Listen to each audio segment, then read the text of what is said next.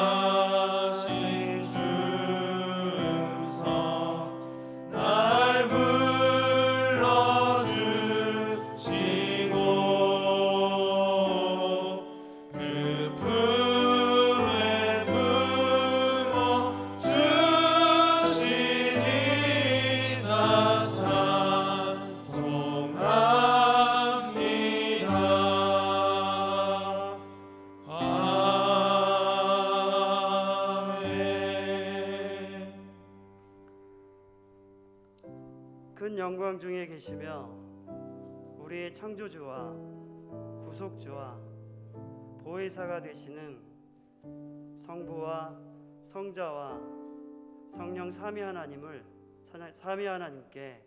경배와 찬양을 드립니다. 새해 첫날 하나님께 예배하기 위해 이 자리에 모였습니다. 이 자리에 모인 자들과 각 처소에서 예배하기 위해 모인 자들에게 하나님의 은혜와 위로하심과 복이 충만하게 하여 주옵소서. 예수님의 이름으로 기도합니다. 아멘.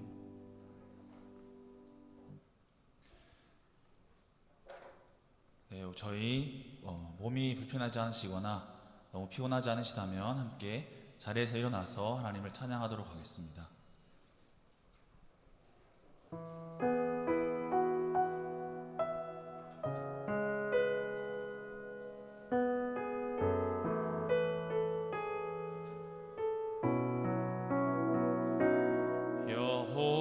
여호와 나의 목자 내게 부족 없네. 푸르른 초장 위에 나의 몸 누이시네. 선한 목자 오 나의 목자여. 생수가 넘치는 곳 날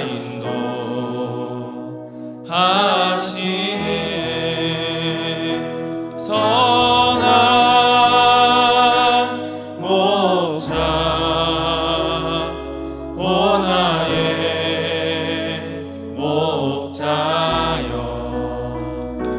생수가 넘치는 곳 날 인도하시네.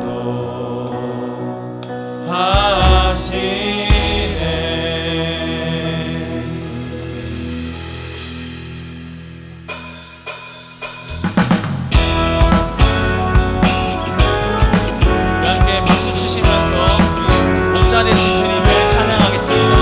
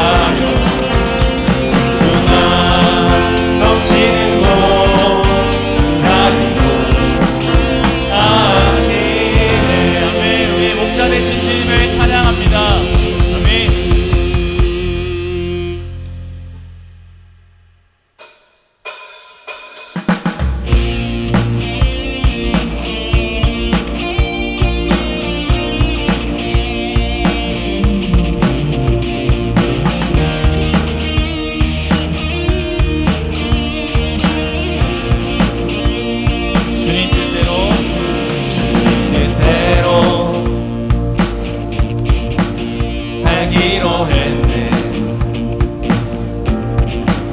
주님 뜻대로 살기로 했네. 아멘. 주님 뜻대로 살기로 했네.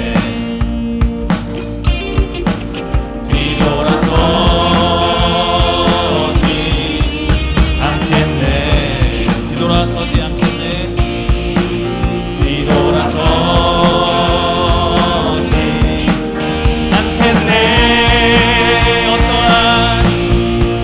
어떠한 시련이 와도 수많은 유혹 속에도 신실하신 주님 약속 난 붙들리라. 세상이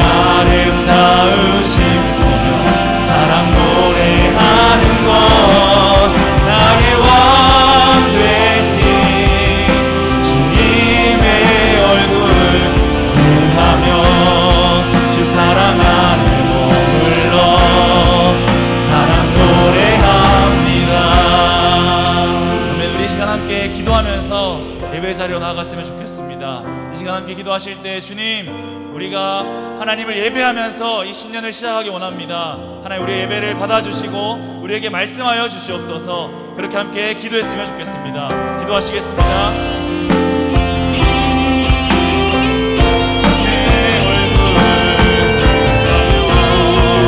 사랑 안에 머물러 사랑 노래합니다. 나의 평생에 한 가지 소원, 주의 아름다우신 분 사랑 노래하는 것, 나의 왕 되신 주님의 얼굴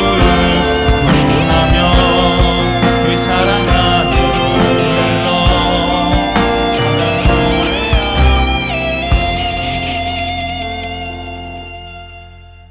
말씀으로 천지를 창조하시고 우리들을 자녀 삼아주신 사랑의 하나님 은혜를 감사합니다.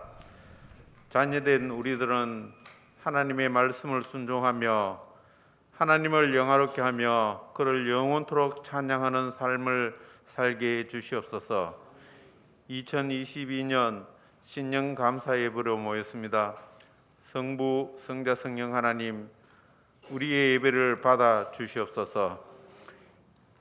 2021년 한 해를 돌아보면 기쁠 때나 슬플 때나 좋을 때나 어려울 때나 힘들 때나 때로는 실망스럽고 안타깝거나 원망스러울 때도 있었으나 1년 동안 지내온 모든 것이 하나님의 은혜임을 고백하며 감사드립니다.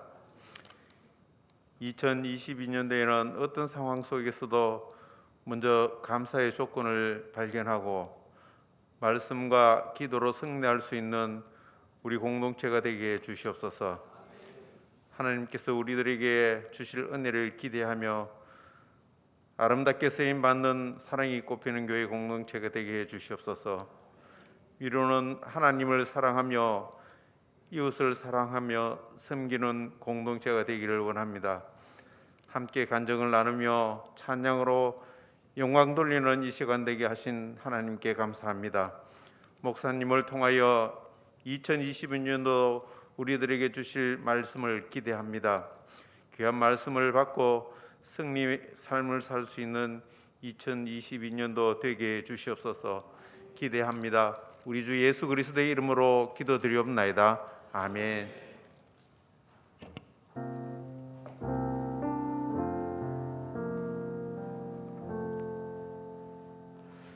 이 시간에는 충성 공동체 목자들의 찬양이 있겠습니다.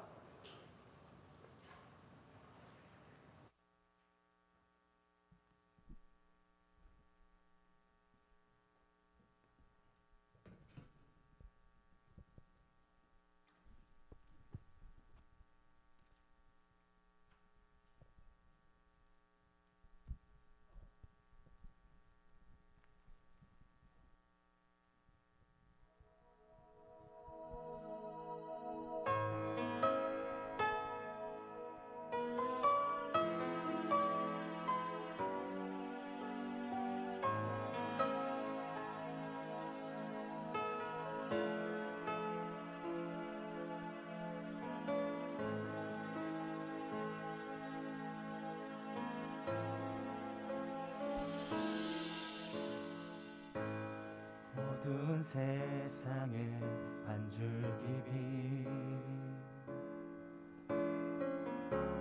말씀이신 그분 육신되어 이곳에 오셨네.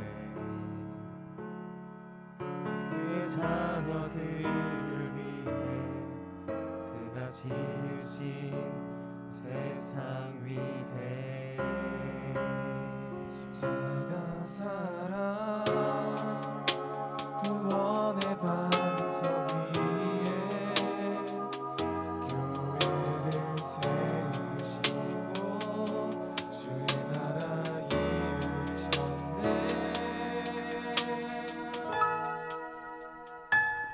주께 경배하며 일어서리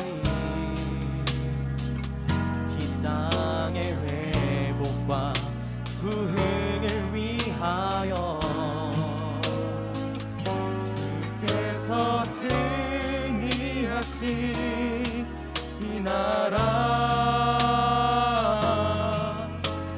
우릴 통해 다시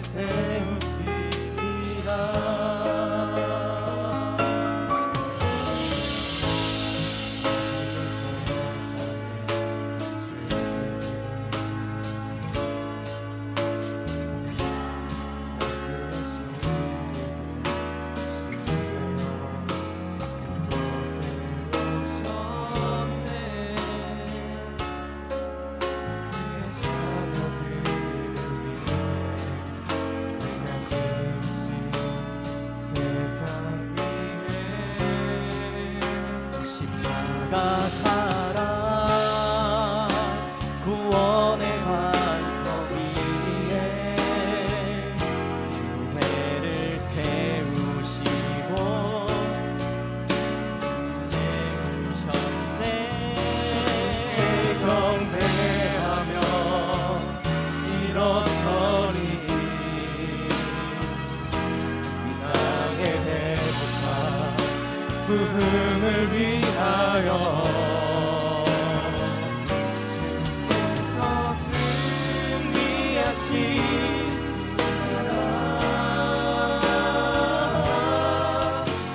우릴 통해 다시 세우시리라.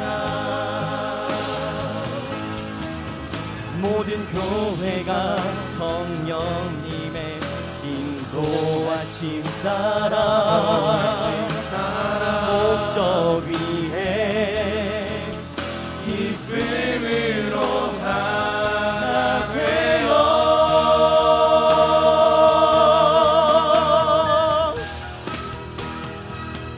주께 경배하며 일어서리 땅의 회복과 부흥을 위하여 주께서 승리하신 이 나라 우릴 통해 다시 세우시리라.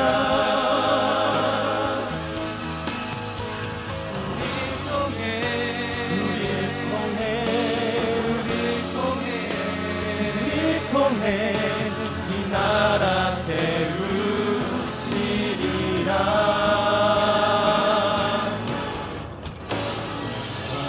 신하고 동생난 만한 빛 보아라 저기 주 예수의 나라 이 땅에 곧 오겠네 오겠네. 주 예수의 나라 이 땅에 곧 오겠네 오겠네. 차렷 경례.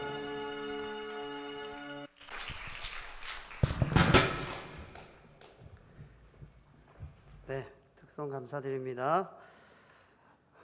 지금은 우리 간증을 듣는 시간을 가지겠습니다.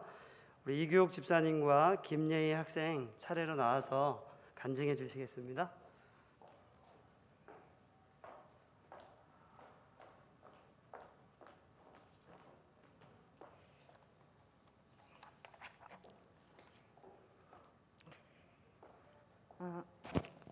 안녕하세요. 저는 여성 CEO 목장의 이교옥입니다.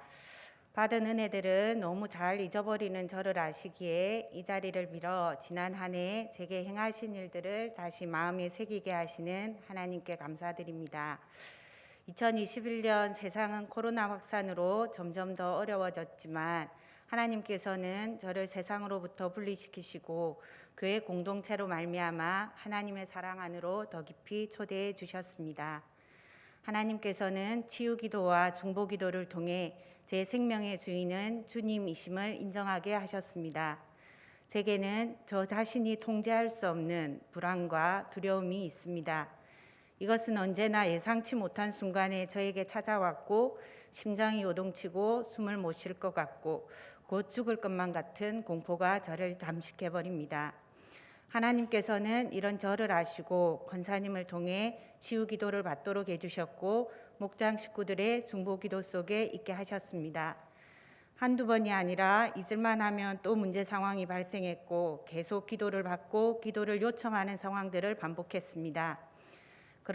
그러면서 불안이 내게 들어오는 것이 어느 순간 인지가 되기 시작했고 또 어느 순간 그것이 나를 크게 흔들지 못하는 것을 경험하기도 했습니다.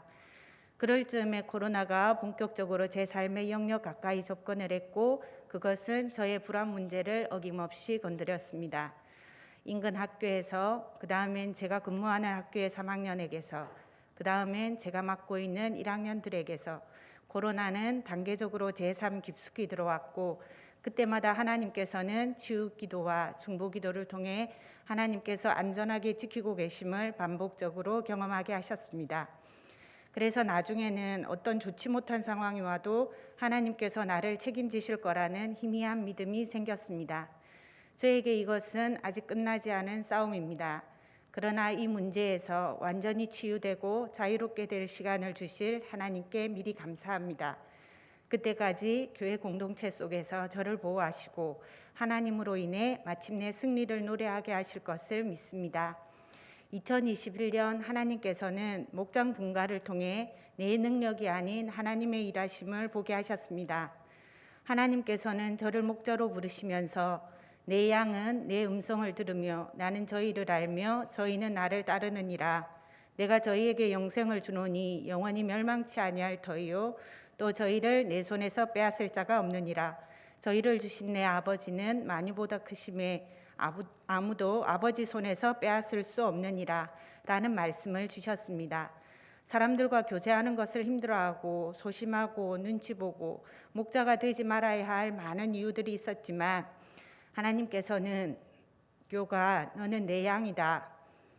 내가 너를 안다. 너는 두려워하지만 사랑의 관계를 누릴 수 있는 새로운 피조물이 되었고 그 관계를 누리게 할 것이다. 내가 너의 목원들을 한 명도 빼앗기지 않을 것이다. 이렇게 약속해 주시는 것만 같았습니다. 그러나 막상 분가를 하고도 한참을 뒤로 물러서려고 발버둥 쳤는데 목원이 한 명만 빠져도 말씀 나눔이 잘 안 된 때에도 자학하고 좌절하게 만드는 수많은 마음의 소리들과 마주해야 했습니다. 그때마다 저의 목자인 영경 사모님은 나보다 더 간절한 마음으로 중보를 해주셨고 괜찮다, 잘하고 있다.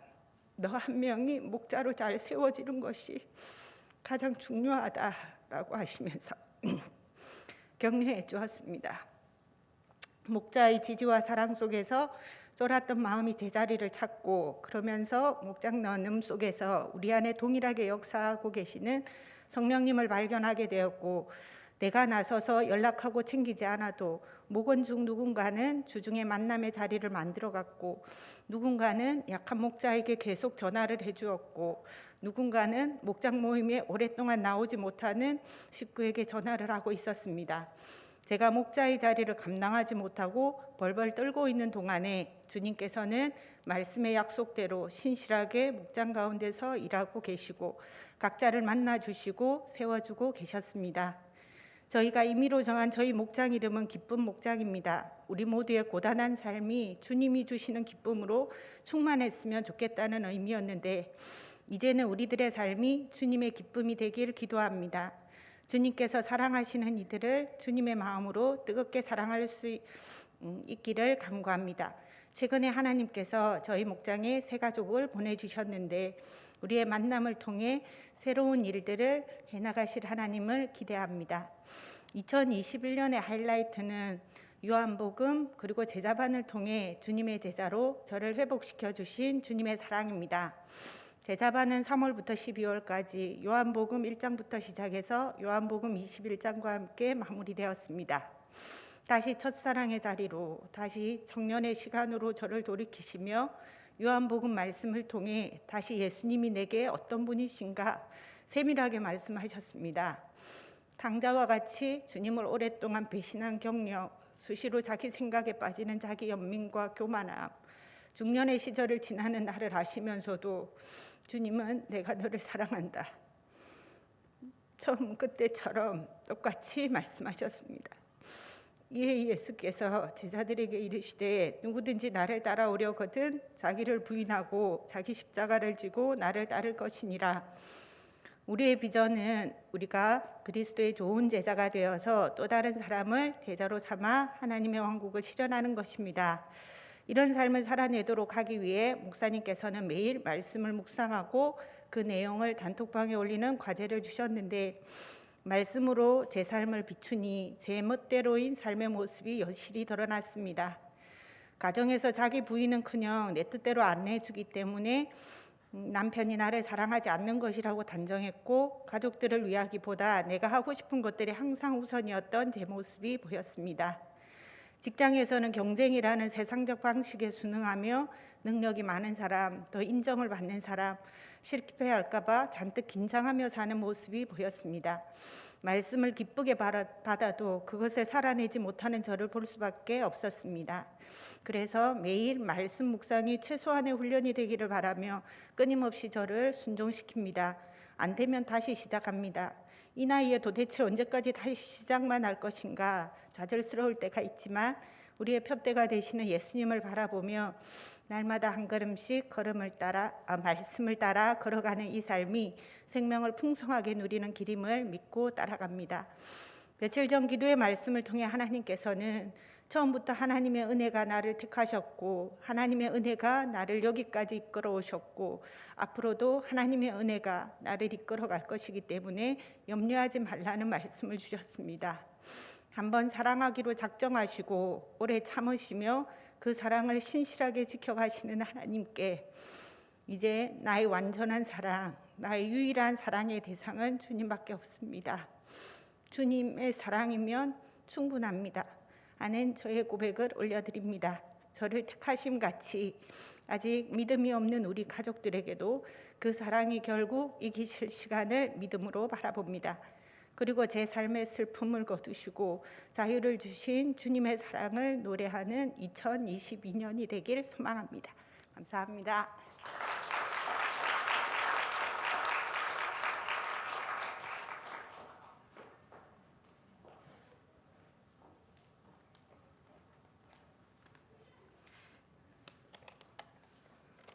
안녕하세요.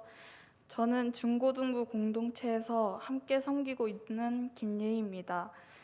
저는 오늘 토요일마다 함께하고 있는 반찬봉사에 대한 이야기를 나누고자 합니다.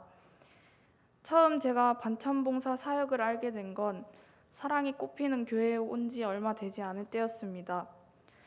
서우성 목사님이 반찬봉사라는 사역이 있는데 함께 해보는 건 어때? 라고 물어보셔서 저는 그냥 생각해 본다고 하였습니다. 사실 저는 토요일은 집에서 쉬거나 친구들과 놀러 가기 위해 존재하는 날이라고 생각해 처음에는 이런저런 핑계로 봉사하는 것을 회피하기만 했습니다. 이제 이런저런 핑계가 다 떨어졌을 때쯤 저는 처음으로 봉사에 참여하게 됐습니다. 이전에는 한 번도 이렇게 모여 함께 봉사한 경험이 없어 많이 어색했습니다. 그리고 이 어색한 마음으로 할머니를 만나뵈러 갔습니다. 할머니 댁에 가서 저희가 하는 일은 간단했습니다. 반찬을 배달하고 약 2시간 되는 시간 동안 일주일 동안 어떻게 지내셨는지 등등 여러 담소를 나누며 시간을 보냈습니다. 소극적이었던 저에겐 약간 어려운 일이었지만 그래도 손녀처럼 대해주시는 할머니 덕분에 적응할 수 있었습니다. 이렇게 일주일에 몇 안 되는 시간이었지만 매주 할머니를 찾아뵙다 보니 이젠 토요일이라는 시간을 저도 모르게 기대하고 기다리게 되었습니다. 매주 할머니들과 교제함 속에서 저는 저의 많은 것을 돌아보게 되었습니다.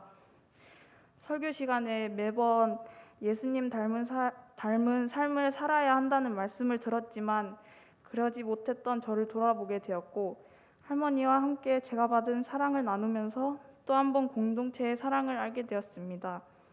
사실 울릉도에서는 가족 공동체 이외에는 공동체의 사랑을 경험한 적이 잘 없었는데 하나님께서 2021년에 이 하양이라는 땅에 보내셔서 많은 깨달음과 경험을 얻게 해주셔서 그저 감사하다는 말밖에 떠오르지 않습니다. 제 인생에 있어서 가장 큰 전환점이 되었던 2021년 사랑이 꽃피는 교회와 함께 보내게 해주심에 감사하고 앞으로도 잘 부탁드리며 부족한 간증 들어주셔서 감사합니다. 감사합니다.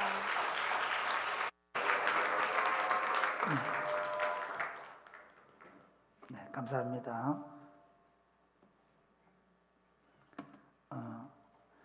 우리 김예희 자매는 울릉도에서 조금 울리는데 울릉도에서 올 초에 왔죠. 와서 1년 동안 우리 교회 중고등부를 그냥 장악을 했습니다. 그래서 1년 만에 위원장을 시키더라고요. 참고로 얘기하면 목사님 아이들도 내가 위원장을 별로 하는 걸 본 적이 없는데 네, 우리 SFC 위원장 친구들이 잘 인도해서 고맙게 생각합니다. 우리 이교육 집사님하고 수고하셨습니다. 박수 한번 하겠습니다. 감사합니다.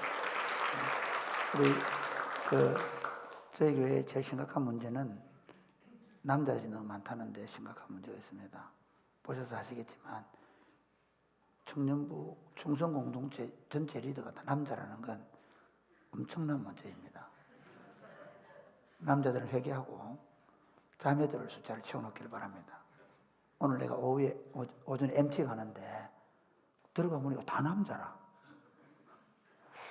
이게 좀 심각한 문제가 있는 것 같은데 우리가 제가 그동안 뭘 잘못 살았는지 반성하고 자매들의 숫자를 늘리는데 제가 목회 사역을 좀 더 집중하도록 노력하겠습니다. 네. 오늘 우리 주신 하나님의 말씀은 특송 수고했다고 박수 보냅니다. 오늘 주신 하나님의 말씀은 예레미야 29장 11절입니다. 예레미야 29장 11절 말씀. 한번 다 같이 성경을 찾아보시기 바랍니다. 여러분 제가 말씀드렸죠. 성경을 꼭 가져오시라고. 스마트폰에 성경이 있는 분들도 앞으로는 성경책을 꼭 가져오시기 바랍니다. 디지털 시대의 아날로그로. 자, 같이 읽겠습니다. 시작. 여호와의 말씀이니라. 너희를 향한 나의 생각을 내가 아나니 평안이요 재앙이 아니니라. 너희에게 미래와 희망을 주는 것이니라. 아멘. 지금 우리는 갑자기 불어닥친 코로나라는 전염병으로 앞을 내다볼 수 없는 삶을 살고 있습니다. 이런 상황 속에서 시간이 흘러서 2년이라는 시간 동안, 우리가 코로나에 눌려있는 시간 동안 2년이라는 시간이 흘렀습니다. 그리고 새로운 한 해를 맞이했지만 이 코로나가 언제 끝날지 모르는 그런 상황 속에서 사람들은 불안해하고 힘들어합니다. 어디를 가든지 힘들다, 어렵다, 언제 이 코로나가 끝날지 모른다 하는 어두운 전망들로 가득 차 있습니다. 이런 상황 속에서 우리는 2022년을 맞이했습니다. 하나님의 마음은, 하나님의 계획은 어떤 것일까요? 오늘 성경에서 하나님은 우리에게 너희를 향한 내 생각을 내가 아나니 평안이요 재앙이 아니니라. 너희에게 미래와 희망을 주는 것이니라고 하신 말씀을 읽고 이 말씀의 배경 속에서 하나님 우리에게 주시는 하나님의 참된 계획이 무엇인지를 발견하고 하나님 주시는 희망을 붙잡고 살아갈 수 있게 되기를 주님의 이름으로 축복합니다. 먼저 본문은 어떤 상황 속에서 하나님 이 말씀을 하셨는가 하는 것입니다. 이 본문이 주어질 때 우리에게 이 말씀이 어떤 상황 속에서 쓰여졌는가. 오늘 여러분 예레미야 29장을 쭉 조금 읽어볼 거니까 1절부터 강해를 할 겁니다. 1절부터 한번 보겠습니다. 1절부터 3절까지 같이 읽겠습니다. 시작.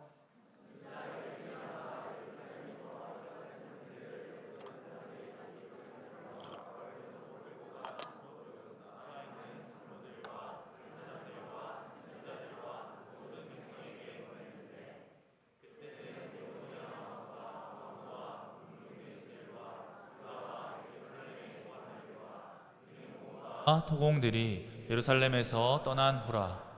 유다의 왕 시드기야가 바벨론으로 보내어 바벨론의 왕 느부갓네살에게로 가게 한 사반의 아들 엘리사와 힐기야의 아들 그마랴 편으로 말하되. 여기 보면 여고니아 왕과 왕후와 궁중 내시들과 유다와 예루살렘의 고관들과 기능공과 토공들이 예루살렘을 떠난 후에라고 되어 있죠. 이게 언제냐면요, 이스라엘 백성들이 남유다와 북이스라엘로 나뉘어져 가지고 주전 722년에 북이스라엘이 망해가지고 완전히 혼혈족이 돼버립니다. 그리고도 이스라엘 백성들이 하나님께로 돌아오라고 해도 돌아오지 않으니까 하나님이 남유다를 이제 포로로 보내는데, 주전 605년에 느부갓네살 왕이 먼저 1차 포로로 잡아갑니다. 그리고 주전 597년에 2차 포로를 잡아가는데, 그때 잡혀간 사람들이 에스겔이나 이런 사람들입니다. 그때 잡혀간 사람들 중에는 누가 있냐면 여고니아 왕과, 이게 여고니아 왕은 여호야긴 왕입니다. 여호야긴 왕과, 그 다음에 왕후는 그 왕후가 아니고 사실은 어머니입니다. 너후야단이라는 그 여호야긴의 어머니입니다. 그리고 궁중의 내시들, 유다와 예루살렘 고관들, 그러니까 유다와 예루살렘에서 똑똑하고 잘난 사람 다 잡아가 버립니다. 기능공들, 기술 있는 사람들 다. 우리 조선시대에 많이 잡혀간 사람이 누구냐면 도자기공 있죠. 그래서 일본이 도자기를 엄청 발전시키잖아요. 그러니까 기술 좋은 사람 다 잡아간 거예요. 토공들. 그러니까 예루살렘과 유다에서 쓸만한 사람들, 글게나 아는 사람들은 다 잡아간 이후에 그 말입니다. 그리고 그 유다 왕 시드기야가 바벨론으로 보내어 바벨론 왕 느부갓네살에게로 가게 한 사반의 아들 엘라사와 힐기야의 아들 그마랴 편으로 말씀하셨다. 이 말은 주전 597년에 포로로 잡혀가고, 그 포로로 잡혀간 뒤에 594년경에 이제 바벨론에 사신을 보내는 거예요. 그 사신을 보낼 때 예레미야가 그들에게 하나님의 말씀을 써서 보내주는 거예요. 이 내용을 시드기야가 알았을 가능성이 많습니다. 왜냐하면요, 시드기야 입장에서는 지금 분위기가 어떤 분위기냐면, 이 유다인들의 믿음이 너무 좋아가지고 이거 금방이다, 바벨론은 망하고 우리는 빨리 돌아갈 거다, 이런 생각을 했단 말이에요. 시드기야는 불안해요. 왜냐하면 시드기야는 여호야긴의 삼촌이거든. 쉽게 말하면 북한으로 말하면 백두혈통이 아니에요. 왕의 혈통이 아니란 말이에요. 삼촌이니까 반개랑, 직계가 아니고 반개예요. 그러니까 삼촌이 왕이 되었으니까 그 유다 사람들이 시드기야를 왕으로 인정을 잘 안 해줘요. 그래가 나중에 결국 망하게 되거든요. 그러니까 여호야긴이 저기 포로로 잡혀가 있지만 이게 불안한 거야. 돌아오면 유다 사람들이 자기를 쫓아내고 여호야긴을 왕으로 삼을 거니까 돌아오지 말아야 될 텐데, 돌아오지 말아야 될 텐데, 그러고 있는 찰나에 그 편지 내용이 뭐냐면 돌아오지 못한다는 내용이거든. 너희는 거기 가서, 이렇게 그 상황에서 편지를 쓴 거예요. 그래서 주전 597년에 포로로 잡혀가고, 그 포로로 잡혀간 사람들에게 한 3년 뒤에 이 편지를 썼습니다. 왜 썼냐? 자, 8절 9절 한번 8절 9절 먼저 이렇게 큰 소리로, 여러분 낮에 열심히 놀아가 피곤하죠? 크게 한번 읽어보겠습니다. 시작. 만군의 여호와 이스라엘의 하나님께서 이와 같이 말씀하시니라.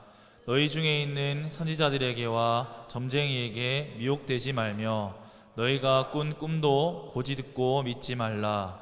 내가 그들을 보내지 아니하였어도 그들이 내 이름으로 거짓을 예언함이라. 여호와의 말씀이니라. 이게 무슨 말씀인가 하면요, 이 유다의 선지자들이 거의 대부분이 원래 안 망한다 그랬거든요. 그래서 계속 안 망한다고 얘기하는 거예요. 이 성이 예루살렘 성인데, 이 성은 하나님의 도성인데, 저 갈대아 놈들이, 저 이방신을 성민 놈들이 어떻게 우리를 이렇게 막 큰 소리를 쳤단 말이에요. 그런데 실제로는 포로 다 잡혀갔어요. 포로로 잡혀갔는데 정신을 못 차리고 그들이 같이 잡혀가가지고 거기서 뭐라고 얘기하냐면, 에스겔 같은 사람도 있었지만, 에스겔은 포로로 잡혀갔는데 선지자로 역할을 했고, 예레미야는 유다에서 선지자 역할을 하는 거예요. 에스겔도 똑같이 우리가 아직 돌아갈 때가 아니라고 얘기하고, 예레미야도 마찬가지로 얘기하는 거예요. 예레미야 지금 바벨론 땅에 간 포로들에게 거짓 선지자들이 뭐라고 얘기하는가 하면 나가 꿈을 꿨는데 곧 돌아간다 하더라. 예루살렘 바벨론이 조금만 뭐 이상한 일이 생겨도 봐라 조금만 있으면 이제 바벨론은 망한다 막 이러면서 예언을 하는 거예요. 그러니까 유다인들이 어떤 생각이냐면요, 늘 돌아갈 고향을 생각하고 짐을 안 풀는 거예요. 돌아갈 고향을 생각하고 금방 돌아갈 거라 생각하는 거죠. 여러분 코로나 왔을 때 무슨 생각이에요? 뭐 조금만 지나면 끝날 거야. 그런 생각 다 했죠. 안 그랬어요? 그렇죠. 아니 이렇게 길 줄 누가 알았어? 그것처럼 바벨론 포로로 끌려온 유다인들도요, 자기들은 천지를 창조한 하나님이잖아요. 세상을 주관한 하나님이잖아요. 그런데 그 하나님이 마르둑을 못 이긴다고요? 그게 말이 됩니까? 그러니까 선지자들이 여러분 걱정하지 마십시오. 비록 우리가 포로로 잡혀왔지만 우리 하나님은 살아계시는 하나님, 전능하신 하나님이십니다. 우리를 반드시 돌려보낼 겁니다. 그럼 아멘 하는 거예요. 그러면서 늘 고향으로 돌아갈 날만 기다리고 있는 거예요. 그 상황 속에서 하나님이 예레미야에게 이렇게 말씀하십니다. 너희 중에 선지자들이나 점쟁이들에게 미혹되지 말아라. 너희가 꿈꿈도 고지 듣지 말고 믿지 말라. 내가 그들을 보내지 않았는데도 불구하고 그들이 거짓으로 예언하고 있다. 이렇게 이야기를 합니다. 그러면 하나님께서는 이 바벨론을 끌려간 이 포로민들에게 대한 계획이 무엇입니까? 오늘 10절 말씀 한번 10절 같이 한번 29장 10절 시작. 여호와께서 이와 같이 말씀하시니라. 바벨론에서 70년이 차면 내가 너희를 돌보고 나의 선한 말을 너희에게 성취하여 너희를 이곳으로 돌아오게 하리라. 하나님의 계획은 뭐냐 하면 3일 만에 금방 돌아오고 일주일 만에 금방 돌아오는 게 아니라 70년이 차이 된다는 거예요. 여러분 70년이 짧아요? 사실 70년 하면요 거의 대부분의 사람들은 다 거기서 죽게 되는 거예요. 70년 하면요 여러분 제가 저희 어머니가 올해 75이 됐어요. 제가 55이니까 우리 어머니하고 저하고 19살 차이 나거든요. 그 다음에 여러분 저희 어머니가 75밖에 안 됐는데 정손자가 2명이 있어요. 우리 아들들이 일찍 장가를 가주시는 바람에 할렐루야 참 감사하니. 어쨌든 그래 돼가지고 보세요. 70년이면요 정손주를 보는 나이가 되는 거예요. 그 당시는 다 18살, 16살에 장가를 가거든요. 엄청난 시간이에요. 그리고 70년이라는 말은 뭐냐면요 완전한 징계예요. 70이라는 이 숫자는 성경의 숫자는 완전하게 그들을 징계하시겠다는 거예요. 그러니까 하나님은 바벨론 땅에 들어가서 70년 동안 그들이 돌아오지 못한다 라고 말씀하는 거예요. 그러면서 그들에게 그럼 어떻게 하라 그러냐. 자 29장 4절부터 같이 읽겠습니다. 제가 읽어보겠습니다. 4절만 제가 읽고 여러분 5절부터 읽겠습니다. 만군의 여호와 이스라엘 하나님께서 예루살렘에서 바벨론으로 잡혀가게 한 모든 포로에게 이같이 말씀하시니라. 너희는 집을 짓고 거기에 살며 텃밭을 만들고 그 열매를 먹으라. 아내를 맞이하여 자녀를 낳으며 너희 아들이 아내를 맞이하며 너희 딸이 남편을 맞아 그들로 자녀를 낳게 하여 너희가 거기에서 번성하고 줄어들지 아니하게 하라. 너희는 내가 사로잡혀가게 한 그 성읍의 평안을 구하고 그를 위하여 여호와께 기도하라. 이는 그 성읍이 평안함으로 너희도 평안할 것임이라. 여러분 한번 생각해 보십시오. 선지자들이 계속해서 금방 돌아간다 걱정하지 마라 조금만 있어라 일주일 뒤에 돌아간다 한 달 뒤에 돌아간다 계속 그렇게 예언하면 어떻게 되겠습니까? 그들은 빨리 돌아갈 날만 기다리고 그렇죠 짐 싸놓고 기다리겠죠. 일상에 적응을 못하는 거예요. 그런데 하나님은 뭐라고 얘기하는가 하면 이렇게 말하는 거예요. 짐 풀어라. 집을 지어라. 결혼 연령이 된 사람들은 장가 가라. 시집 가라. 아이를 낳아라. 너희 아이들도 또 장가 보내고 시집 보내라. 왜? 70년이라는 시간 동안 내가 너희를 이 포로 생활 하게 할 것이라는 거예요. 하나님께서 그렇게 70년 동안의 포로 생활을 하게 하신다는 거예요. 왜 그렇게 하실까요? 이 이유가 있습니다. 원래 하나님께서 이스라엘 땅을 주실 때 여러분 잘 아셔야 합니다. 하나님께서 우리 교회를 주신 목적과 똑같은 건데요. 하나님이 이스라엘을 가나안 땅에 들여오신 이유가 뭔지 아십니까? 그 땅에서 안식을 주는 거예요. 그 땅을 하나님의 왕국으로 만드는 겁니다. 할렐루야. 그래, 그 땅 사람들은 서로 사납게 싸우거나 서로 종으로 삼거나 서로 더 잘 살려고 땅을 뺏거나 그렇게 하지 않아요. 그 땅 사람들은 부당하게 다른 사람의 아내를 빼앗거나 다른 사람의 물건을 훔치거나 빼앗지 않는 나라예요.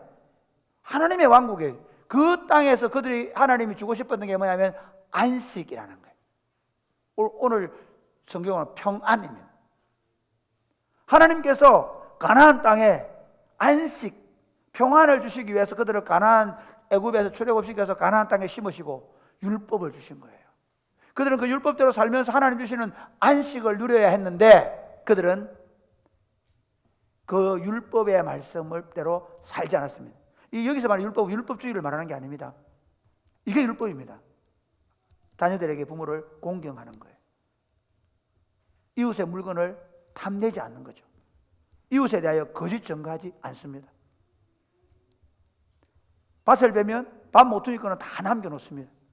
절대로 같은 민족을 종으로 삼지 않습니다. 6년 뒤 되면 다 돌려보내줍니다. 땅을 사도 희년이 되면 다 돌려줍니다. 그게 바로 하나님 왕국이에요. 마치 에덴 동산처럼 누구도 더 잘 사는 사람이 없고 더 못 사는 사람도 없는 그런 왕국을 꿈꾸셨는데 오히려 가나안에 들어간 이스라엘 백성들은 그 율법의 말씀을 따라 살지 아니하고 자기 욕망을 따라 살고 우상 숭배함으로 안식일을 지키지 아니하고 안식년을 지키지 않고 희년을 지키지 않으므로 율법에서 약속한 대로 오히려 그들을 다 토하여 내셨어요. 그 포로로 잡혀가 토하여 내시고 그 땅을 안식을 주신 거예요. 그 땅의 안식으로 70년 동안 안식을 줘버립니다. 황무하게 만들어버려요. 그러면서 하나님의 계획이 뭔가 하면요, 하나님의 계획은 이런 거예요. 가나안 그 바벨론에 가서, 그러니까 하나님의 계획은 지금 이 편지를 받는 바벨론의 포로로 끌려와 있는 이들에게 있는 거예요. 지금 유다 땅에 남은 자들이 있는 게 아니라, 그러니까 유다 땅으로 좀 돌아가야 되는 게 아니에요. 하나님이 가나안 땅에서 바벨론 땅으로 옮겨오신 거예요. 하나님. 그래서 그들을 밤나무, 상수리 나무가 배임을 당해도 거루터기가 남는 것처럼 그 거루터기들, 남은 자, 하나님의 율법의 말씀에 익숙한 자, 학사 에스라나 다니엘 같은 사람들을 만드시는 거예요. 할렐루야. 하나님이 아예 가나안 땅에서 토해내 놓고 그리고 바벨론 땅에 와서 그 바벨론 땅에서 포로 생활하면서 고난당하면서 그발 강가에서 그 노역을 하면서 서로 마주보고 울고 통회하고 잡아가면서 그들을 하나님의 말씀의 사람들로 만들어 가시는 일을 70년 동안 하시겠다는 겁니다. 그래서 하나님이 이렇게 말씀하시는 겁니다. 오늘 11절 말씀 다시 한번 보겠습니다. 시작. 여호와의 말씀이니라. 너희를 향한 나의 생각을 내가 아나니 평안이요 재앙이 아니니라. 너희에게 미래와 희망을 주는 것이니라. 하나님께서는 마치 그들을 그 용광로 속으로 다시 집어넣으셔서 그들을 연단시키고 단련시키셔서 그래서 그들을 하나님의 사람으로 다시 만들어 주시는 겁니다. 그래서 그들에게 내가 너희에게 재앙을 주려고 하는 게 아니다. 내가 너희에게 평안을 주는 것이고 미래에 소망을 주기 위해서 포로로 잡아갔다는 겁니다. 그러면서 하나님이 포로로 잡혀간 사람들에게 무엇이라고 말씀하십니까? 12절 말씀 한번 볼까요? 12절 14절까지입니다. 너희가 내게 부르짖으며 내게 와서 기도하면 내가 너희의 기도를 들을 것이요 너희가 온 마음으로 나를 구하면 나를 찾을 것이요 나를 만나리라. 같이 읽겠습니다. 이것은 여호와의 말씀이니라. 나는 너희들을 만날 것이며 너희를 포로된 중에서 다시 돌아오게 하되 내가 쫓아보내었던 나라들과 모든 곳에서 모아 사로잡혀 떠났던 그곳으로 돌아오게 하리라. 하나님께서 말씀하시는 겁니다. 너희가 지금 급히 돌아갈 것이 아니라는 것입니다. 너희가 이제 포로로 된 상태에서 어떻게 하나님을 찾으라는 것입니다. 하나님을 향하여 기도하라는 것입니다. 그리고 하나님께로 돌아와서 다시 그분의 말씀대로 살기로 결정하라는 것입니다. 할렐루야. 그게 지금 나오는 다니엘서나 그 다음에 에스더서나 그 다음에 에스라서나 느헤미야서를 보면 알 수가 있는 것입니다. 하나님은 그들을 그 바벨론 포로의 70년 기간 동안 그들을 어떻게 만드십니까? 그들을 회개하게 만드는 것입니다. 다니엘을 보십시오. 다니엘이 뭐라고 하면 하나님 우리 조상들과 우리가 하나님 앞에 범죄했습니다. 특별히 다니엘이 이 예레미야의 서책을 읽었다고 얘기합니다. 예레미야 서책이 뭐겠습니까? 예레미야가 포로로 잡혀간 사람들에게 보냈던 그 편지를 보면서 예레미야가 뭐라고 합니까? 70년 뒤에 돌아갈 것이다. 그래서 다니엘은 어릴 때 잡혀가가지고 70년이 다 차기까지 있었거든요. 사실은 바벨론 포로에서 돌아왔을 때도 바벨론 다니엘이 역할을 합니다. 고레스 시대에. 다니엘이 살아있는 거예요. 하나님이 다니엘이라는 한 사람, 말씀에 붙잡힌 사람, 매일 하루에 예루살렘을 향하여 3번씩 기도하는 그 사람, 심지어 사자굴에 넣겠다고 말해도 하나님을 향하여 왜 기도하냐면, 오늘 본문에 뭐라고 하냐면, 너희가 나를 찾으면, 내게 와서 부르짖고 기도하면 내가 듣겠다고 약속하신 그 말씀을 붙잡고 기도하는 것입니다. 마찬가지죠. 에스더서를 보십시오. 하만이 모르드게와 모든 유다인을 다 죽이기로 결정했지만 어떻게 합니까? 모르드게와 그리고 에스더는 하나님을 향하여 기도합니다. 그 아각 자손, 하만은 아각 자손이거든요.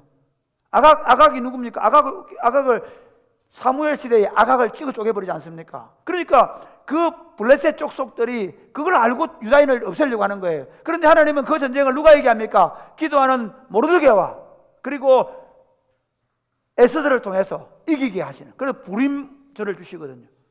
하나님은 그들을 바벨론 포로 가운데에서도 기도하게 하시고 말씀을 따라 철저하게 살아나가도록 하시는 것입니다. 놀랍게도요, 이스라엘 백성들이 출애굽에서 가나안 땅 들어와서 그들의 종교가 변질된 것은 예배 때문이었습니다. 미안합니다. 다윗이 성전을 짓고 그 성전에서 예배하는 일만 했습니다. 원래 하나님의 계획은 무엇인가 하면 그들을 각 마을마다 레위인들을 두잖아요. 우리가 에스더서 작년 2020년 강의가 요수아 했잖아요. 요수아서를 보면 각 성을 다 나누어주고 마지막에 뭐 해줬습니까? 레위인들을 각 마을마다 두었죠. 이 사람들 안 들으셨나? 그때 교회 없었어요? 그렇죠? 기억납니까? 왜 레위인들을 두었다 그랬어요? 그들 속에 섞여 살면서 어떻게 합니까? 결혼할 때는 어떻게 해야 됩니까? 파종할 때는 어떻게 해야 됩니까? 이웃에게는 어떻게 추수감사 맥주를 보내야 합니까? 장막절을 보내야 합니까? 그 율법을 따라 그들이 옷은 어떻게 입어야 됩니까? 모든 거룩과 정결 예식을 누구에게? 레위인들에게 배워서 그 레위인들이 가르치는 대로 말씀을 따라 살아야 하는데 뭐만 했습니까? 예배만 한 거예요. 예배만. 그래서 갈대아 군들이 쳐들어 와도 이렇게 얘기하는 거예요. 야, 여기 여호와의 성전이 있는데 여호와라는 천지를 만드신 전능하신 신이 우리를 지키는데 왜 우리가 망하냐는 거예요. 그런데 그들이 소를 가지고 올 때 이미 그들 손에 뭐가 있다고 하나님 말씀합니까? 그들 손에 피가 있다는 거예요. 다른 사람 등쳐먹고 다른 사람 사기치고 그렇게 해가지고 갔다가 하나님 받으십시오. 하나님이 야 누구야? 성전 문 좀 닫아라. 누가 좀 와서 똥 좀 갖다 퍼부어버려라. 하나님께서 바벨론 포로를 통해서 만든 게 뭔지 아십니까? 제사하는 그러니까 제사하는 하나님의 왕국의 종교에서 말씀의 종교로 만드시는 겁니다. 그래서 바벨론 포로로 간 그 사람들 어떻게 합니까? 성전이 무너져 버렸잖아요. 성전이 없잖아요. 그럼 어떻게 하면 자기 가정에 촛대를 세우는 거예요. 거기를 성전을, 자기 그 가정의 식탁을 제단으로 삼아요. 그리고 아침마다 어머니와 아버지와 함께 식사를 하면서 거기서 말씀으로 제사를 드리는 겁니다. 유대인들이 그렇게 간 거예요. 오늘 우리가 내년부터 가정 예배를 드리자는 게 바로 그런 의식을 가지자. 여러분이 주일날 예배당 와서 예배 한번 드리고 끝나는 문제가 아니에요. 사실은 그 예배 때문에 한국 교회가 이렇게 망해갈 수 있는 겁니다. 나 주일 지켰다. 나 예배 드렸다. 예배를 뭐 비대면으로 해야 되냐, 대면으로 해. 그거 싸우고 있는 거예요. 하나님 정작 묻고 싶은 건 뭔지 아십니까? 여러분이 주일마다 들었던 그 말씀이 내 삶을 어떻게 바꿔놓는지 생각하지 않는 거예요. 하나님은 그걸 원하셨어요. 아무리 말해도 안 되니까 아예 그 성전을 무너뜨려 버리시고 그 성전을 초토화시켜 버리고 그리고는 아예 성전이 없는 곳을 데려가셔서 그들로 하여금 가족의 식탁에 제대에 앉아가지고 아들과 함께 토라를 말하도록, 토라를 가르치는 겁니다. 율법을 가르치는 겁니다. 그리고 어떻게 합니까? 마을마다 회당을 지어요. 그 회당이 뭡니까? 그들이 모여서 말씀을 어린이들에게 가르치고 안식일마다 그들이 모여서 뭡니까? 말씀을 그 회당이 사실은 결국 교회의 모습을 가지게 된 거죠. 이스라엘 하나님은 바벨론 포로로 끌고 가시고 나서 바벨론 포로로 끌려간 사람들이 안 됐고 불쌍하고 그들이 망한 것 같았는데 하나님은 뭐라고 말씀하냐면 너희가 망하는 게 아니다. 너희에 대한 내 생각은 재앙이 아니라 너희를 회개하게 하고 기도하게 하고 말씀으로 훈련시켜서 다시 돌아오게 해서 너에게 평안을 주는 것이고 너에게 장래의 희망을 주는 것이라고 말씀합니다. 할렐루야. 그렇게 훈련된 사람들이 아까 말씀드린 대로 다니엘과 세 친구를 통해서 그 바벨론 사회에서 하나님의 위대하심을 드러내는 겁니다. 사자고를 집어넣어도 불구덩이에 집어넣어도 그들이 율법을 지키고 하나님의 말씀을 지켜내는 것입니다. 기도를 계속해서 해가는 것입니다. 에스라, 느헤미야와 스룹바벨 같은 사람들은 그렇게 높은 관직을 가지고 있었지만 그것을 내려놓고 어떻게 합니까? 이스라엘 하나님의 백성들을 이끌고 이제 가나안 땅으로 돌아와서 성전을 재건하고 성벽을 재건하고 그리고 하나님의 왕국을 다시 재건했던 것입니다. 사랑하는 여러분, 지금 여러분 코로나가 빨리 끝나기를 바라고 계십니까? 언제 코로나가 빨리 끝나나? 아이고 하나님 언제 끝난다고 얘기합니까? 그래서 이 유튜브 TV 보고 저 유튜브 TV 보고 이 사람 말 들어보고 저 사람 말 들어보고 언제 끝나나 지금 보따리를 풀지 않고 계십니까? 우리는 그렇게 하지 않았습니다. 왜 사랑이 곱비는 교회가 지금까지 청소년센터를 이 코로나 중에도 만들어내고 왜 우리가 끊임없이 반찬 봉사를 하고 왜 그렇게 소그룹을 집요하게 해내느냐 하면 이겁니다. 아 코로나 끝나면 해야지. 없습니다. 그렇지 않습니다. 이 코로나 중에 이 어려운 와중에 여러분 보고 더 열심히 모이라 그렇게 말씀드리지 않겠습니다. 우리가 혹시 본당에 예배당에 모일 수도 있고 그렇지 않고 가정에 예배 드릴 수 있습니다. 관계없습니다. 그러나 중요한 게 있습니다. 지금 우리가 하고 있는 일, 지금 우리의 이 상황 속에서 언제 코로나 빨리 끝나냐가 아니라 어떻게 하나님을 섬길 것인가를 고민해야 될 줄 믿으시기를 바랍니다. 여전히 결혼하고 여전히 장가가고 여전히 공부하고 여전히 일상을 살아내면서 어떻게 내 삶 속에서 하나님의 나라를 완성해 갈 것인가, 어떻게 이 상황 속에서 우리가 하나님께로 돌아가서 더 하나님을 기쁘시게 할 것인가를 생각할 수 있게 되기를 주님의 이름으로 축복합니다. 하나님의 계획, 하나님의 우리에 대한 계획은 평안이요 재앙이 아닙니다. 하나님은 우리에 대한 평안에 대한 계획을 가지고 계시지만 놀랍게도 우리가 준비되지 않으면 우리에게 허락하실 수 없는 것입니다. 왠지 아십니까? 사람의 죄악성이라는 것은 환경이 좋으면 그 환경 때문에 우리가 신앙이 좋아지는 게 아니라 금방 나빠집니다. 놀랍게도 바벨론 포로에 돌아와서 성벽을 재건하고 그리고 그 에스라가 성경을 읽고 하니까 막 눈물바다가 되지 않습니까? 예? 눈물바다가 됩니다. 그러나 불과 얼마 지나지 않아서 말라기를 보십시오.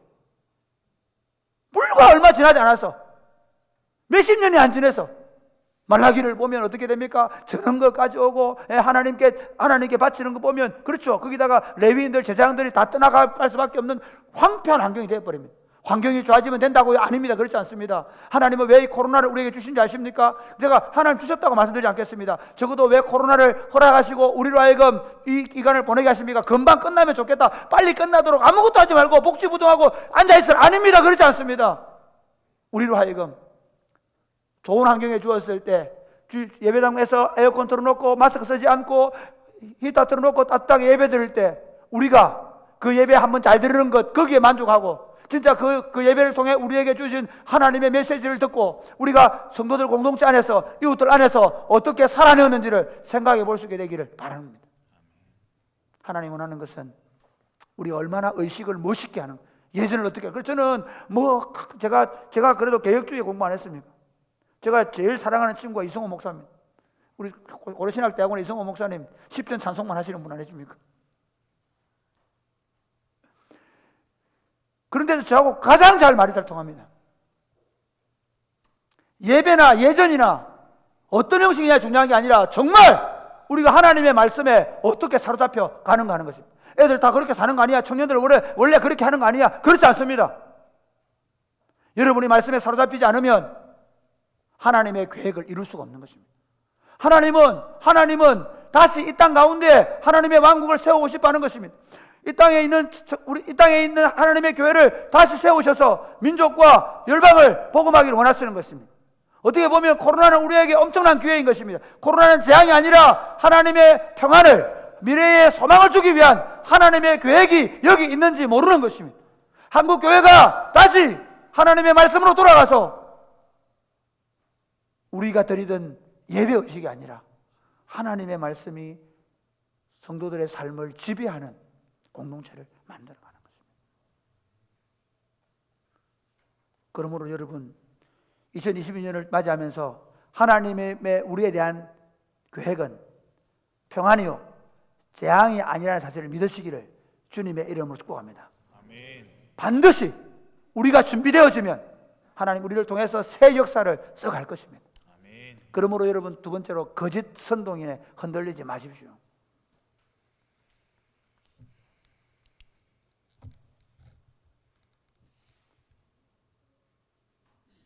오늘 한국 교회는 사실 둘로 쫙 갈라져 있습니다. 정치적인 우파와 좌파, 진보와 보수로 나누어져 있습니다. 교회는 그 어떤 것에 영향받지 않아요. 교회는 하나님의 말씀으로 돌아가서 하나님의 말씀이 뭐라고 하는지에 집중해야 합니다. 정치적인 환경이나 상황을 설정해 놓고 뭐 이렇게 되면 망하고 뭘 하지 말고 그렇지 않습니다. 저는 정부의 모든 시책에 다 따르자고 말씀드리지 않습니다. 반대로 정부의 시책에 다 따르지 말자고 말씀드리지 않겠습니다. 교회는 끊임없이 지금 상황에서 어떻게 할 것인가를 당회가 결정하고 그렇게 나아갈 때 함께 나아가는 것입니다. 할렐루야. 심지어 좀 재미있는 얘기 해볼까요? 뭐 비대면 하면 안 된다. 그게 예배가 하던 분들 다 보시고 지금 다 하고 있잖아요. 거짓 선동과 선전에 흔들리지 마십시오. 성경이 뭐라고 말씀하시는지를 고민하셔야 됩니다. 이제부터 우리는 하나님께로 돌아가야 할 때입니다. 이제 하나님께서 다시 우리에게 희망을 주실 것이라는 확신을 가지고 하나님께로 돌아갈 수 있게 되기를 주님 이름으로 축복합니다. 아멘. 그래서 먼저 여러분 지나온 날들을 한번 돌아보십시오. 자기를 지켜내려고, 교회 안에서 자기를 지켜내려고, 자기 아니면 안 되게, 그렇지 않습니다. 이 일에 제일 앞장섰던 사람들은 저희들입니다. 목사들입니다. 내 자리 뺏기면 안 될 것. 사실은 지금 한국교회 제일 큰 문제는 우리 목사들입니다. 우리부터 회개해야 합니다. 교회 리더들이 회개해야 합니다. 말씀을 선포하지만 그 말씀이 그를 인도해 가지 못하는 이 안타까운 현실을 회개해야 합니다. 우리가 함께 말씀대로 살지 못했던 것들을 회개할 수 있게 되기를 주님의 이름으로 축복합니다. 아멘. 그리고 말씀 위에 설 수 있게 되기를 주님의 이름 축복합니다. 아멘. 그동안 말씀 묵상 매일 못했던 친구들 다시 회개하고 다시 오늘 시작하시기를 주님의 이름 축복합니다. 간증하시는 분이 말씀하셨죠. 인생은 시작하다 끝난다고. 이 나이에 다시 해야 되냐? 맞습니다. 저는 제 소신이 뭐냐면요, 인생은 시작하다 끝난 생각입니다. 다시 결심하십시오. 재밌는 얘기 아까 어제 얘기했죠. 화장실에 앉아서 감사하게 있었다고요. 또 보니까 또 밀려요. 또 써요. 저도 매일 시작합니다. 매일 시작하는 기분을 하는 것입니다. 말씀이 나를 이끌지 않으면, 말씀대로 살지 않으면 하나님 부르신 부르심을 따라 살지 못하는 것입니다. 그러면서 회복시켜주기를 기도하는 여러분 되시기를 바랍니다. 말씀 맺겠습니다. 사랑하는 여러분, 지금의 이 상황 속에서 전능하셔서 천지를 창조하시고 이 모든 상황을 주관하시는 살아계신 하나님을 신뢰할 수 있게 되기를 주님의 이름으로 축복합니다. 아멘. 그러면서 하나님의 이름으로 말하는 어떤 선동과 선전에도 휘말리지 마십시오. 그건 하나님이 주관하실 것입니다. 그건 하나님이 때가 되면 마치게 하실 것입니다. 그럼 우리가 해야 될 일이 무엇입니까? 지금 이 상황에서 해야 될 일이 무엇입니까? 우리가 좋은 환경이 주어졌을 때 우리가 실패하고 잘못했던 부분에 대해서 철저하게 회개하고 돌이키고 다시 하나님의 말씀으로 돌아가는 것입니다. 할렐루야. 아멘. 그리고 그 말씀으로 무장될 때, 그 말씀으로 우리의 삶이 회복될 때, 그 말씀으로 가정을 지배할 때, 좀 얘기하면 어떻습니까? 여러분이 이제 예를 들면 주일마다 금요일날 우리가 주일 공과를 공부할 거죠. 그리고 주일날 되면 아이들이 공과를 들게 되겠죠. 그리고 가정에 돌아가서 가정 예배를 드리게 되겠죠. 그리고 백 프로그램을 통해서 다시 그걸 복습하게 되겠죠. 이 일을 반복하면서 가정의 자녀들과 함께 일주일에 한 번은 꼭 가정 예배가 주일학교 공과로 들어지게 되기를 주님의 이름 축복합니다. 아멘. 거기서부터 회복이 시작되는 겁니다.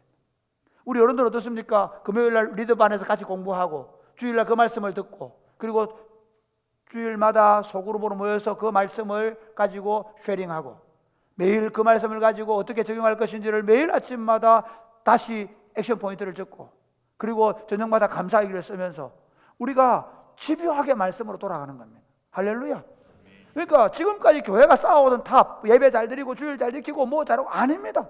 그게 아니고 다시 하나님의 말씀 앞에서 날마다 어겨워지는 삶, 하나님의 말씀이 그 인생을 더 온전히 사로잡는 삶, 그 삶을 살 때 하나님이 우리의 희망이 될 것이고 하나님이 우리에게 평안을 주실 것입니다. 이 코로나 기간 동안 코로나가 끝나기를 기도하지 마시고 하나님의 계획이 평안인 줄을 믿으시고 하나님께 돌아가서 회개하고 기도하고 말씀으로 회복되는 여러분과 가정과 교회가 되시기를 주 예수님의 이름으로 축복합니다. 아멘. 네.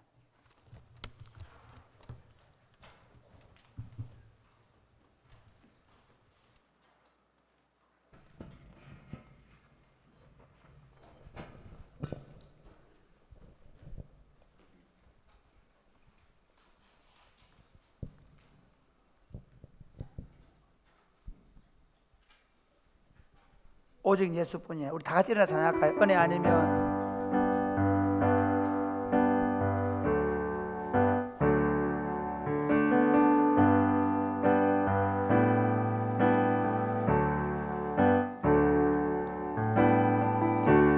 은혜 아니면 살아갈 수가 없네. 호흡마저도 다 주의 것이니 호흡마저도 다 주의 것이니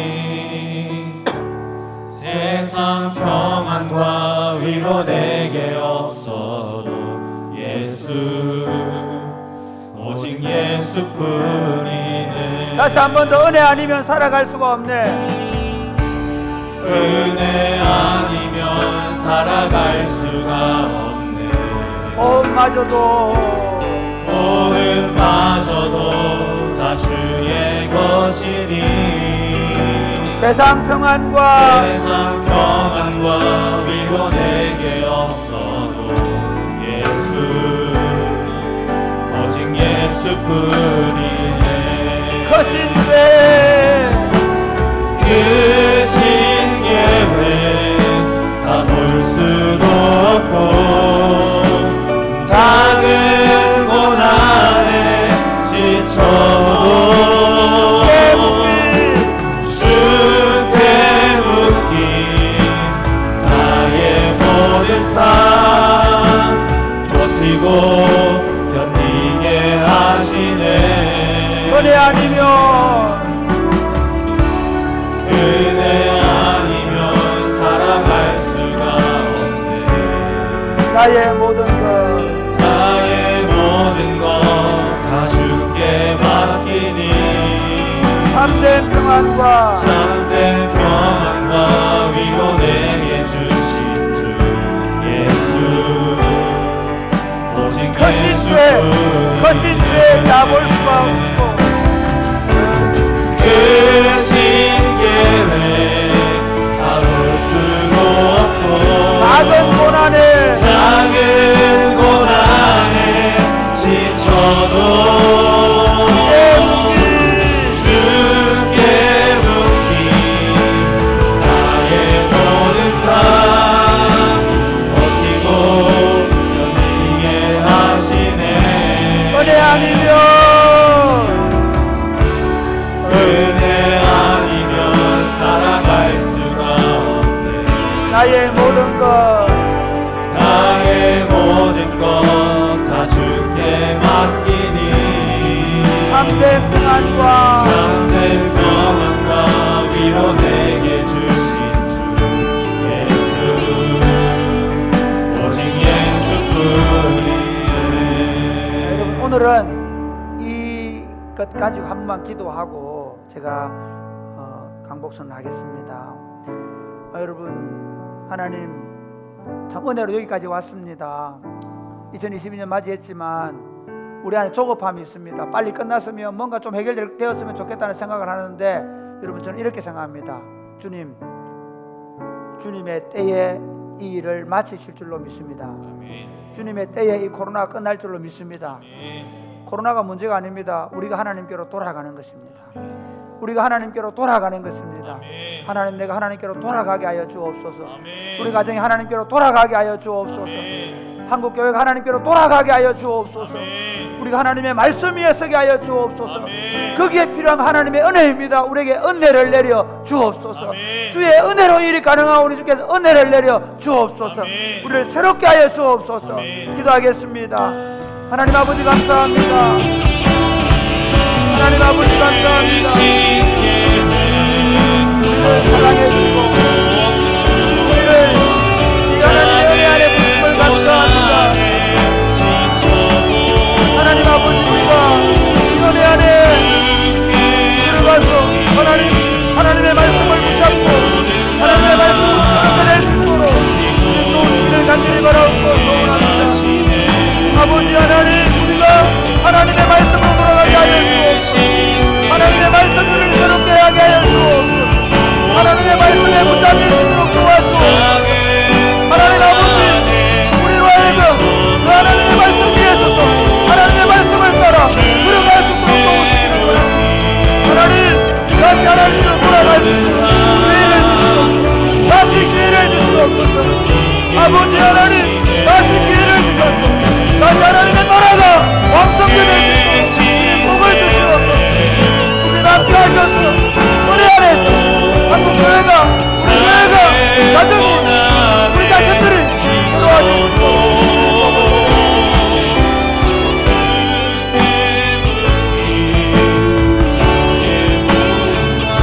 하나님 아버지 감사합니다. 새로운 한 해를 주셔서 감사합니다. 새 일을 행하실 줄로 믿습니다.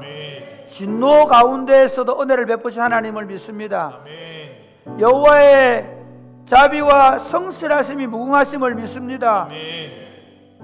예레미야가 아침마다 그 살벌한 진면을 보면서도 주의 자비가 아침마다 새로우니 주의 성실하심이 크도다고 고백했던 것처럼 지금 코로나 때문에 모든 환경이 어렵지만 그럼에도 하나님의 자비하심과 긍휼하심이 끝이 없음을 믿습니다. 하나님 아버지, 우리가 그 하나님의 자비하심을 믿고 우리가 하나님께로 돌아가게 하여 주옵소서. 말씀으로 돌아가게 하여 주옵소서. 우리가 몇 가지 했던 것 때문에 만족하지 말게 하시고 우리로 하여금 하나님의 말씀 위에 서게 하여 주옵소서. 하나님의 말씀의 포로가 되게 하여 주옵소서. 그리고 하나님의 사람으로 회복되게 하여 주옵소서. 그리하여 우리를 통해 하나님의 위대한 일들이 이루어지게 하여 주옵소서.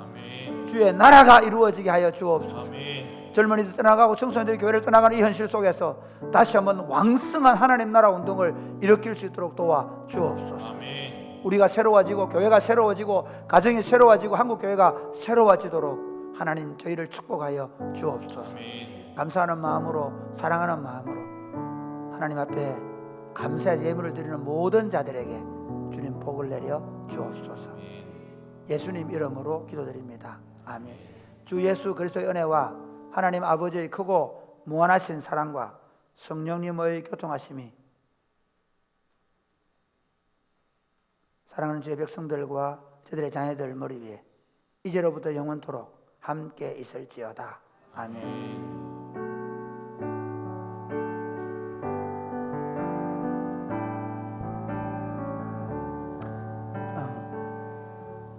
오늘 해야 될 일이 뭐냐면요, 먼저 인사부터 하지 않고 2002년 표어, 우리 표, 사실 제가 이번 주 주일날 이 표어로 설교하게 될 텐데요. 자, 우리 이번 2021년 표어가 뭐였습니까? 읽어볼까요? 시작. 이웃과 함께 희망을 노래하는 공동체. 네, 그렇죠. 이제 2022년도의 표어는 뭘까요? 우리 한번 내려볼까요? 자, 우리 장로님들 나와보실래요? 지난번처럼 안 되면 안 될 텐데. 예, 자, 한번 나와보세요.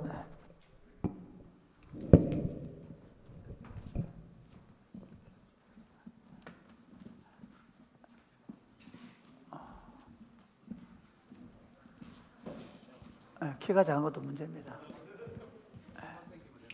자, 줄만 당기면 된답니다. 자, 장로님들. 자. 하나, 둘, 셋. 네.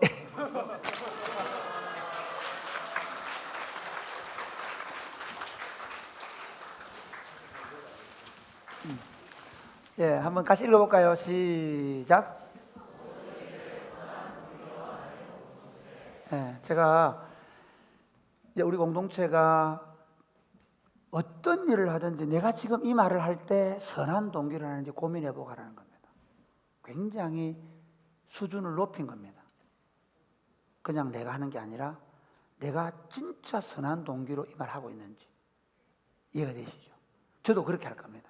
내가 이 목회할 때 더 교인들이 많아지고 잘 되고 그게 아니고 이게 진짜 선한 동기인지 그런 의미에서 올 한 해 동안 어떻게 하시라고요? 모든 일을 선한 동기로 맞으는 거죠. 자, 그 인사는요, 제가 보니까 은퇴하신 분들, 어르신들은 이번에 성탄절도 그러고 다 어른들이 작전을 세웠더라고요. 젊은 분들이 많이 올 수 있도록 우리는 안 가겠다. 그래서 은퇴 장로님도 안 오셨어요. 은퇴하신 군사님들 오신다. 우리 70세 이상 어른들 한번 일어나 보실래요? 예, 일어나 보세요. 70세 이상 어르신들만 다. 예, 우리 교회 어르신들이 많지 않은데도 뒤로 한번 돌아보실래요? 예, 우리 친구들 우리 교회 때문에 그동안 수고 많으셨다고 박수 한번 하겠습니다. 예, 감사합니다. 영상으로 보는 분들 위해서 영상도 좀 돌려주고 그렇게 하세요. 그 다음 우리 60대 어르신 60대 한번 일어나 볼까? 60대. 예, 우리 60대 어르신들이 60대시고 우리 장로님들 예. 도장로님 60대죠. 금장로님. 예. 자, 예. 참 60이라는 게 좀 부끄러우시는데 자, 소개해서 박수 한번 하겠습니다. 그래 고생하셨습니다. 사실은 우리 교회에 지금 60대 어르신들도 그동안 우리 교회에 제가 19년 동안 목회하는데 거의 다 함께 하신 분들입니다. 50대였나 볼까요? 우리 50대들도 다 할머니 되신 분 많잖아요. 네. 할아버지 되신 분. 한번 나오실래요? 50대들. 50대까지 할게. 안 일어난대요. 네. 자, 우리 옆에 사람 인사하겠습니다. 당신 때문에 삽니다. 이렇게 하면서 모든 일을 선한 동기로 하겠습니다. 네. 자, 제가 여기까지만 할게요. 네.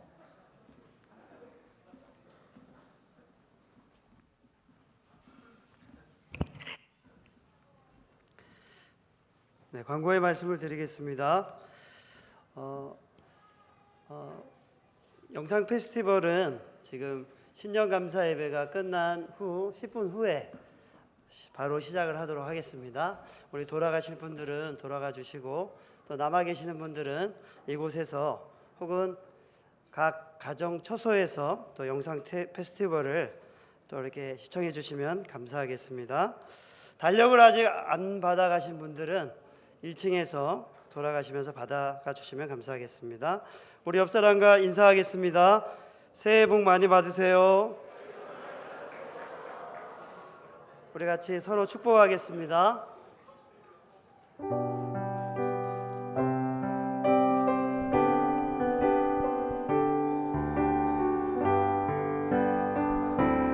여기에